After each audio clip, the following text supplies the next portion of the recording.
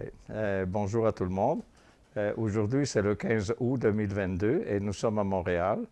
Et pour ceux qui l'ignorent, à Montréal, quand on est au 15 août, la nuit commence à faire frisquet et on dit les personnes âgées qui se parlent sur le perron de leur maison, d'entre une maison et l'autre, ne peuvent pas rester à l'extérieur parce qu'il commence à faire frisquet. C'est comme dire que l'été a déjà vécu 2 mois et puis finalement, on s'approche finalement de la fin de l'été dans un mois à peu près. Et voilà, tout ça pour vous dire de quoi on va parler aujourd'hui. D'abord, ça, c'est on appelle ça le CKL Time, le CKL Times. Et pourquoi on l'appelle comme ça? Ben, simplement parce que c'est commode, c'est simple. Et puis, c'est pour dire que périodiquement, on va faire de ces messages, de ces unités finalement de culture, on va dire comme ça, financière. De quoi on va parler aujourd'hui? Et avant de parler aujourd'hui, je vais vous dire, je vais vous montrer quelque chose au tableau. Et pas au tableau, le tableau ça va, mais sur l'écran. Et l'écran, c'est pas visible facilement. Donc, mais en bas du vidéo, c'est marqué le site Internet dans lequel l'image apparaît. Et donc, ça vous permet de le voir vous-même, même en direct si vous voulez, quand vous regardez ici ce vidéo. Et vous pouvez aussi vous attacher à ou voir finalement vous-même en allant sur Google, j'imagine, ou sur d'autres systèmes de recherche pour voir le lien dans lequel on est. Et ceci parce que c'est beaucoup plus simple de comprendre finalement toute la logique qu'il y a en arrière de ça, en admettant qu'il y ait une logique. De quoi on va parler aujourd'hui? On va parler d'inflation encore. L'histoire, le problème, c'est que combien d'inflation ou de tentatives où on finalement, comment c'est arrivé qu'on a des inflations et depuis à peu près 75 ans, trois quarts d'un siècle. Finalement, depuis la fin de la Deuxième Guerre mondiale, on a eu trois grandes inflations, à part celle qu'on vit actuellement. La première inflation était en 1946. Attendez, je regarde mes notes. C'était en 1946-1948. La Deuxième Guerre mondiale était terminée. Toutes les usines, au moins en Amérique du Nord, étaient faites pour l'effort de guerre, mais elles n'étaient pas converties en 1946 pour un monde dans lequel il n'y avait plus la guerre. Et donc, les gens avaient de l'argent, mais finalement, il n'y avait pas de choses qu'elles voulaient acheter parce que la production n'était pas là. Et donc, les prix avaient flambé. Ça s'est arrêté, ça, au début, finalement, des années 50. En 1950, finalement, les industries s'étaient recyclées pour un monde pacifique. Et donc, finalement, tout le monde était content, l'inflation était disparue.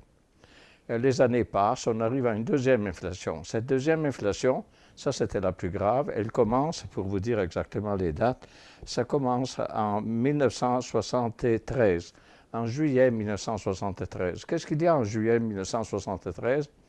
Eh bien, il y a l'augmentation du prix de l'essence. D'un coup, l'essence est devenue énormément chère par rapport à ce qu'on payait avant. Je dois vous dire, moi, à mon âge, je peux vous dire que j'ai vécu le coût de l'essence avant 1973. Et le coût de l'essence ici au Canada était de 27 cents canadiens pour un gallon impérial, qui était 4 litres et demi d'essence. Ça a pris la guerre je pense, je ne sais pas, c'était une guerre entre Israël et puis les pays arabes. Et les pays arabes ont décidé de ne plus vendre le pétrole. C'est la seule fois qu'ils l'ont décidé, mais c'est parce qu'ils ont vu que ça allait aussi contre eux de ne pas le vendre. Mais quand même, ils ont boycotté la vente de leur pétrole et le prix du pétrole s'est mis à flamber. L'inflation était déjà à peu près là, mais ça a créé une inflation encore plus grande.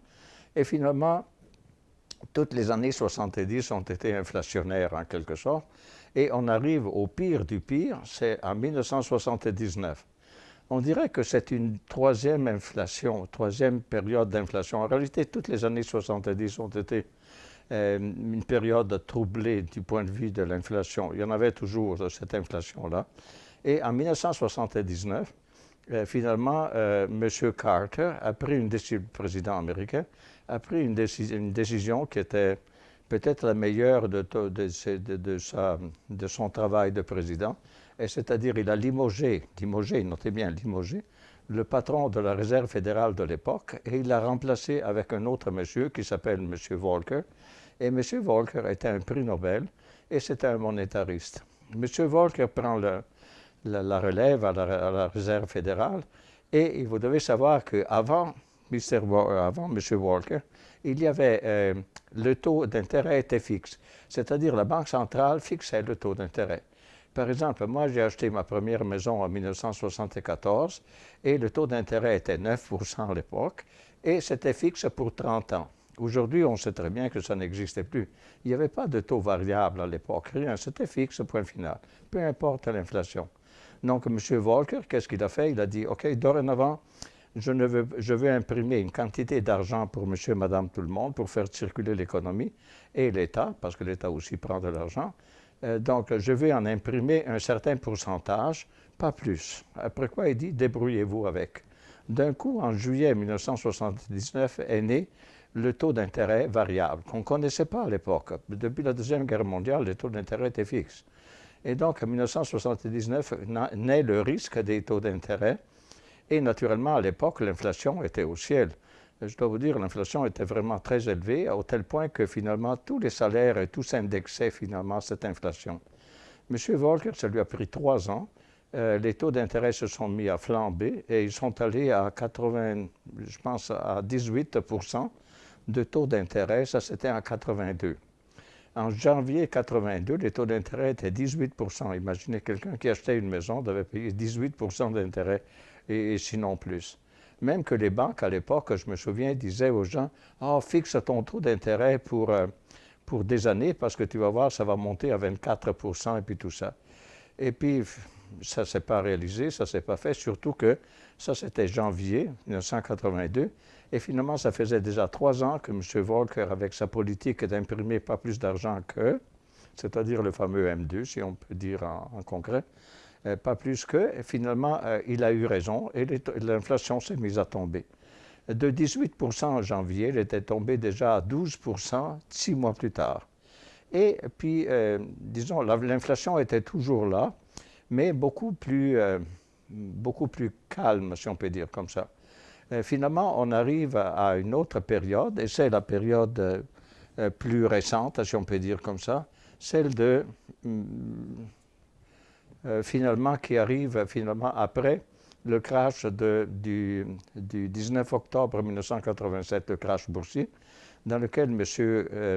Greenspan, qui venait juste d'arriver à la Réserve fédérale, s'est mis à pomper de l'argent pour contrer l'argent brûlé au cours du crash de 1989. Crash qui, 1989, j'ai dit, oui, c'est au 87, pardon, 1987. Ce crash-là avait fait perdre dans une seule journée 23% de la valeur de la bourse. C'était vraiment des choses, jamais vu une chose pareille. Et donc, M. Greenspan, pour contrer tout ça, il s'est mis à pomper de l'argent pour remplacer l'argent brûlé par le fait que la bourse avait perdu 23% de sa valeur. Naturellement, ça s'est traduit par une inflation qui est née dans les années 1990-91. C'est ça, on avait à nouveau cette inflation. Et puis, la conclusion, c'est que cette inflation-là, donc on a eu 3 grandes périodes d'inflation jusqu'à quand on arrive à la nôtre ici. La nôtre ici actuelle, qu'on est à 8,5-9% d'inflation, ça paraît grave. Oui, c'est grave, naturellement. Jamais on a eu une inflation aussi grande depuis 40 ans. Mais ça reste que les symptômes, ou enfin les raisons qui font que cette inflation soit telle, ne sont pas les mêmes que dans le cas du passé. La première inflation que je vous ai dit, c'était 1946, mais c'était la fin de la Deuxième Guerre mondiale, il y a un recyclage de l'industrie. En 1973 et en 1979, c'était le fait que les taux d'intérêt avaient le défaut d'être taux fixes et il y a eu en plus la crise du pétrole. Là, actuellement, on n'est pas du tout dans le même style de risque. Comment on mesure, si vous voulez, la mesure finalement de cette inflation et l'effet négatif de l'inflation? Il y a un indicateur. Cet indicateur s'appelle l'indice de misère. Je vais vous l'écrire ici. Donc, Misery Index. C'est un indice créé dans les années 40 et il mesure, si vous voulez, le taux de chômage. Taux de chômage. À cela, on ajoute comment dire, le taux d'inflation, si vous voulez, le taux d'inflation. Et finalement, ça c'est explosif. Quand vous avez ça, quand le taux de chômage est grand et le taux d'inflation est élevé, ça crée ce qu'on appelle la stagflation, c'est-à-dire une situation dans laquelle l'économie est comme bloquée, elle est empêchée de monter. Donc l'indice de misère est très intéressant à voir. Donc c'est la somme du taux de chômage, du taux d'inflation et, si vous voulez ajouter, des taux d'intérêt, plus les taux d'intérêt.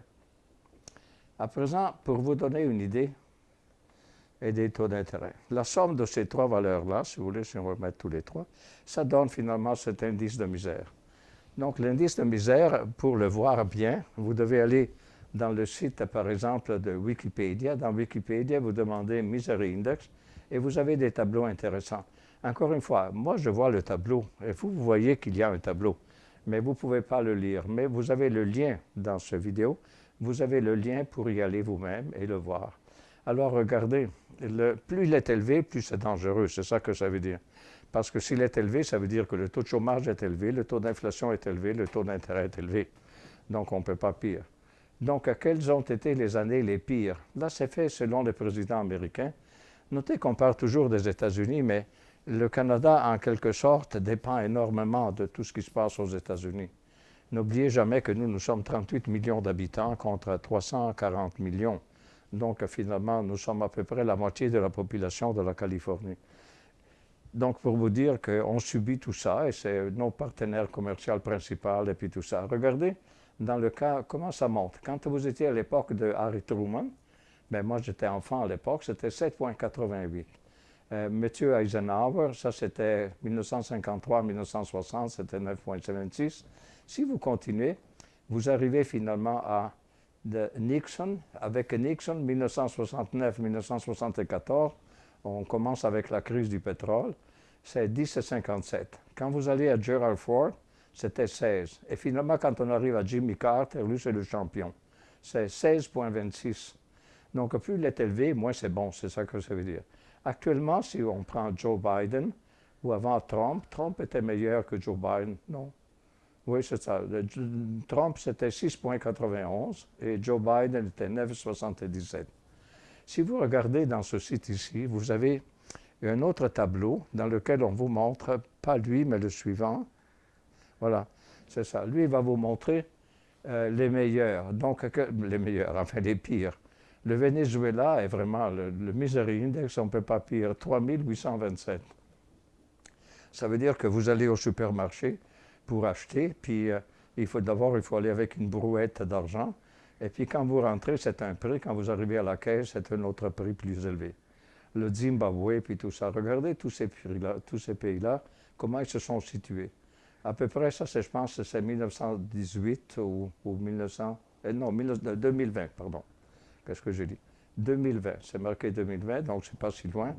Donc vous regardez, plus c'est élevé, plus la misère est là, c'est ça que ça veut dire. Donc si vous voulez regarder le Canada, vous le trouvez tout en bas. Le Canada. Donc plus il est en bas, mieux c'est. Et le Canada, il est à 18. Donc c'est par rapport au Venezuela ou en fait des autres, pour vous dire. Donc c'est ça. Finalement, c'est un indicateur très intéressant pour voir qui résume donc les faits. Est-ce que nous sommes dans cette situation pareille aujourd'hui? Nous n'avons pas le taux de chômage de l'époque. Le taux de chômage de l'époque, si vous regardez les graphiques dont vous avez accès avec les liens donnés, regardez Fred, par exemple, Unemployment Rate à travers les décennies. Donc, nous sommes actuellement à un taux de chômage à peu près unemployment rate d'à peu près 3,8. Et quand on était dans le coronavirus, en plein dans la chose, en 2020, regardez, on était rendu à 15%.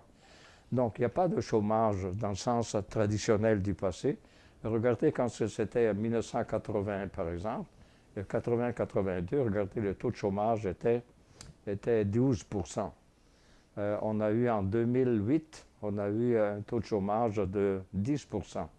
Donc aujourd'hui, c'est rien. Ça n'existe pas. Donc le taux de chômage, c'est pas là. Le taux d'inflation, par contre, il est là. On a un graphique sur le taux d'inflation, je crois, ou sur l'indice des prix à la consommation. Est-ce qu'on l'a? Consumer Price Index, oui. Et voilà, l'indice des prix de la consommation, il vous montre que finalement, depuis 2020, ben, ça a monté, puis enfin, il avait fait un creux en 2021, mais là, il est monté, il est à peu près à 12-15%. En fait, ça, c'est le Consumer Price Index, l'indice des prix de la consommation. Il y a un troisième tableau peut-être à montrer.